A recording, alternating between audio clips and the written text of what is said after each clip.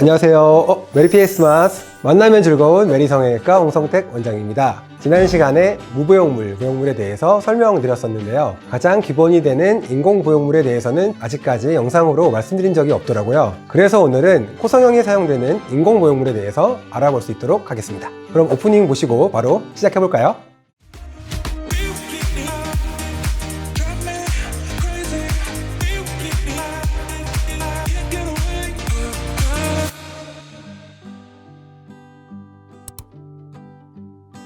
실리콘 보형물이 가장 유명한 인공 보형물일 거고요. 그 외에도 우리에게 좀 낯설지만 여러 가지 재료들이 있습니다. 예를 들어 고어텍스, 실리텍스, 매드포, 메쉬 같은 인공적으로 만들어진 자가조직 보형물의 대체제를 모두 인공 보형물이라고 할 수 있어요. 실리콘은 아무래도 역사가 오래된 보형물인 만큼 많은 개선이 이루어졌고 안정성에 대한 부분도 다루 새로 개발된 인공보형물에 비해서 높은 것이 장점입니다. 이렇게 다양한 모양을 가지게 된 원인은 환자 개개인의 얼굴에 맞춤형으로 사용하기 위해서인데요. 가장 적당한 모양의 보형물을 선택하고 내 얼굴 모양, 내가 원하는 코 모양으로 다시 한번 조각하여 삽입하는 방식으로 수술이 이루어지기 때문에 수술 후 만족도가 굉장히 높은 보형물입니다. 특히 코가 낮거나 화려한 코 모양을 원하시는 분들은 자가조직으로는 한계가 있을 수 있으므로 인공 보형물을 쓸 수밖에 없는데 실리콘은 7mm, 8mm 이상도 높일 수가 있습니다. 물론 피부 상태를 잘 고려해야 되겠죠.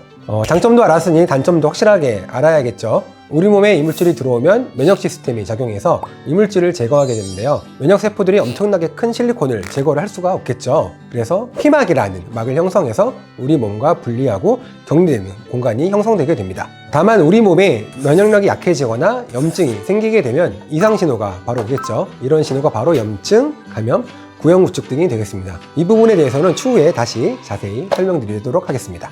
그 외에도 휘거나 보형물이 움직이는 등의 현상이 발생할 수 있으며 경우에 따라서 비쳐 보이거나 피부 밖으로 노출되는 경우도 있습니다. 근데 이렇게 단점이 많은데 왜 실리콘을 쓰느냐? 그래도 실리콘은 제거가 가장 쉽기 때문입니다. 인공보형물은 이물질이므로 부작용이 생길 가능성을 가지고 있는데요. 문제가 생길 거를 알면서도 해결책이 없으면 더 큰 문제를 일으키게 됩니다. 그래도 실리콘은 다른 인공보형물에 비해서 제거가 쉬워서 문제 해결이 좀 더 용이한 편입니다.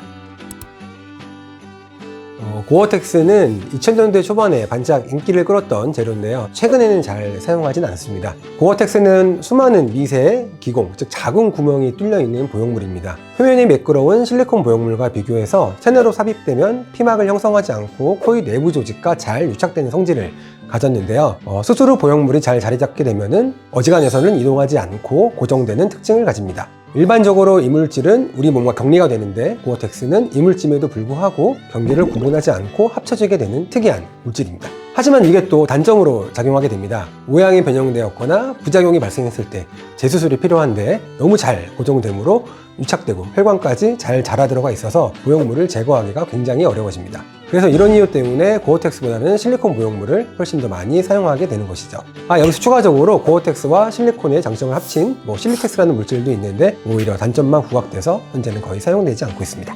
재수술 하실 때 고어텍스 제거하시려고 오시는 분들 많이 계신가요? 요즘에는 솔직히 별로 안 계시는 것 같은데 진짜 한 3, 4년 전, 4, 5년 전까지는 꽤 있으셨던 것 같아요. 이제 무리하게 제거를 하다 보면은 본인 조직이 함몰되거나 본인 조직까지 같이 없어지니까 좀 그런 경우도 좀 간혹 봤었습니다.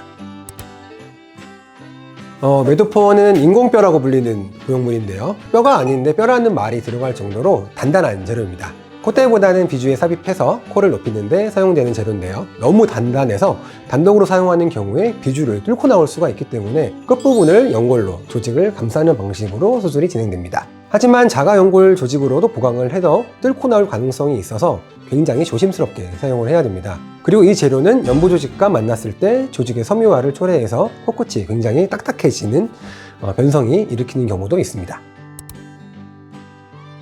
메쉬는 그물망처럼 생긴 조직인데 시간이 지나면서 체내로가 없어지는 특징을 가지고 있습니다. 다만 현재 코성형에 사용되는 메쉬는 지지력을 높이기 위해서 두께가 굉장히 두껍게 나왔으며 잘 녹지 않아서 문제가 되는 경우가 있습니다. 그리고 몸에 흡수가 되면 지지력이 약해지면서 코 모양이 또 변하게 돼요. 앞으로 좀 더 많은 연구가 필요한 보형물일 것 같습니다. 알로덤은 타인에 의해 기증된 진피를 이용해서 특수 가공 처리를 한 후에 사람에게 쓸 수 있게 만들어진 보형물입니다. 비슷한 제품으로는 뭐 슈어덤, 메가덤 등이 있는데요. 인체에 친화적인 조직입니다. 자연스러운 코 성형을 하고 싶고 무보형물 수술을 하고 싶은데 내가 가진 조직의 양이 많지 않거나 형태가 수술에 맞지 않는 경우에 대체제로서 사용이 가능한 재료이나 그 비용이 좀 비싸기도 하고 흡수율이 높은 게 단점입니다. 보통 단독으로 사용하진 않고요. 콧등이나 코끝의 피부가 얇아서 실리콘이 비쳐 보이거나 코끝에 딱딱함이 싫은 경우에 그 위로 덮어주는 역할을 합니다. 기증늑연골은 늑연골이라서 인공보형물이라고 보기엔 어렵겠지만 타인에 의해 기증된 늑연골을 특수한 처리를 거쳐서 인체에 사용할 수 있게 만들어진 늑연골입니다. 역시 인체 친화적인 조직이며 기증늑연골에 대해서는 다음에 다시 한번 따로 영상으로 설명해 드리도록 하겠습니다. 말룡골은 이 기증늑을 대체할 수 있는 재료로 최근에 개발된 재료입니다. 저렴한 가격과 낮은 흡수율을 장점으로 어필하고 있는데 이제 본격적으로 활용되는 단계입니다. 제품이 출시되고 수술이 진행된 지 5년 정도밖에 안 돼서 좀 더 지켜봐야 할 재료라고 할 수 있겠습니다.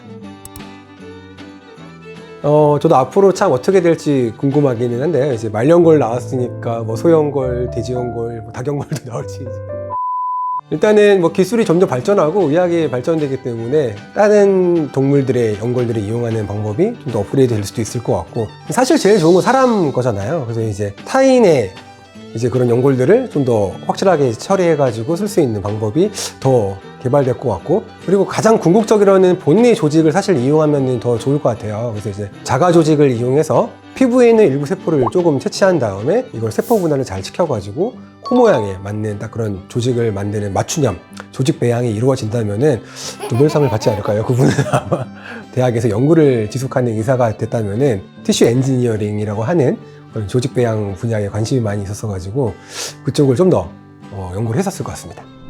오늘은 코 성형에 사용되는 보형물 중 인공보형물에 대해서 알아보았습니다. 도움이 되셨나요? 더 궁금한 점이 있으면 댓글 달아주시고요. 오늘 영상이 도움되셨다면 좋아요, 구독, 그리고 알림 설정까지 한 번씩 부탁드리겠습니다. 그럼 오늘 영상은 여기까지 마무리하고 저는 다음에 더 재미있고 유익한 영상으로 찾아뵙겠습니다. 감사합니다. 안녕.